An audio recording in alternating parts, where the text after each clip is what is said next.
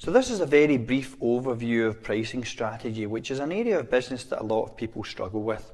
Now, whilst there are numerous strategies that a business can employ in terms of pricing, each has their own implications for your profit margin. And whichever you choose, it's vital that you employ the right strategy for your business model at the right time. So let's quickly run through a few examples of tried and tested pricing strategies. And we're going to use the example of a coffee shop, mainly because it's a fairly straightforward business model that we've all had some experience of as customers. And for our purposes, let's assume that most of our like-for-like competitors are charging £2.70 for a regular cup of coffee. So first we're going to talk about competitive pricing, which involves charging just under the going rate to create the impression that the product or service represents good value for money. Most new businesses strive to appear competitive, and if we take the example of a coffee shop, if most of our competitors are charging £2.70 for a regular coffee, you'd be charging around £2.60. Undercutting involves taking a conscious decision to charge well under the going rate. So in the case of a £2.70 cup of coffee, we might charge £2.30 or even less. Now this is a common choice for new start businesses, and it can be a dangerous strategy, as at some point there will need to be a readjustment of prices to bring them in line with the market rate. This can create a negative perception with the existing customer base, so we need to be careful when we're using this strategy. Added value involves charging more or less the same as the competition, but doing a much better job or giving the customer more product or a much better service.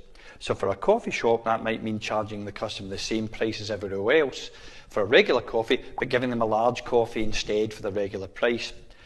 Added value can be a very effective pricing strategy, as it's a good way of building customer loyalty.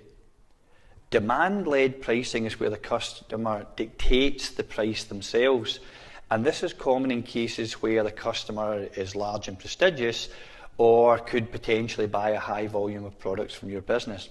Now, while this is clearly potentially attractive, we need to be really careful that we're not giving too much control over our pricing to our customer. For a coffee shop, the obvious example where we might encounter a demand-led pricing situation is where a local business is looking to get an external caterer to provide catering for their business meetings, but they don't want to pay above a certain price for their coffee. Loss leaders involve providing goods or services at below market value or even for free, and this generally occurs with new and inexperienced businesses where loss leaders are employed generally to try to get a foot in the door for future work. The problem which arises is that once the work has been offered, either at a reduced price or even for free, there's an expectation created with the customer that the price will remain there. So for our coffee shop model, this might mean drastically reducing the price for a short time in order to steal market share from existing competitors in the hope that they will stay. Discounting is different in that it involves reducing the price for a period or service for a finite space of time. Now, this is generally used for a particular purpose, which could be clearing slow-moving stock or to bring in valuable revenue at a time that's generally quiet, so we're talking about slow trading periods, or to stimulate interest around a new product which has just been launched. Now, discounting may have a part to play in your overall pricing strategy, but again, what happens to your business and your customer relationships when you try to raise your price to improve your margin?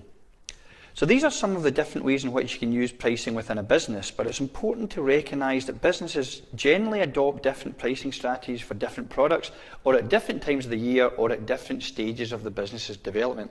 And it's the degree to which you can manage these strategies which dramatically affects the success and overall sustainability of your business.